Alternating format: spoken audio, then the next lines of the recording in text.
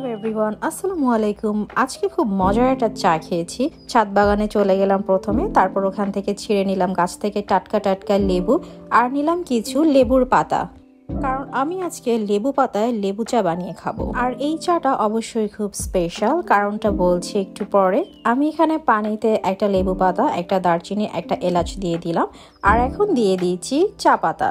আর এই চাটা খুব স্পেশাল বলার কারণ হচ্ছে এই চা পাতাটা আমার ভাবি শ্রীমঙ্গল থেকে আমার জন্য এনেছে। ভাবিকে অনেক অনেক ধন্যবাদ। চা পাতাটা খুবই মজার ছিল।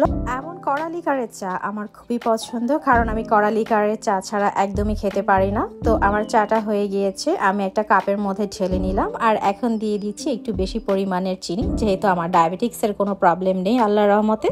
আর দিয়ে দিচ্ছি এক টুকরা লেবুর রস। ব্যাস হয়ে গেল শ্রীমঙ্গলের চায়ের বাগানের অথেন্টিক ফ্রেশ চা পাতা। আর যদি ছাদ বাগানের ফ্রেশ লেবু পাতা আর নিজ হাতে ছিঁড়ে আনা লেবু দিয়ে চা বানাই, তাহলে তো সেটা অসাধারণ লাগারই কথা, তাই না? তো আজ এই পর্যন্তই, টাটা।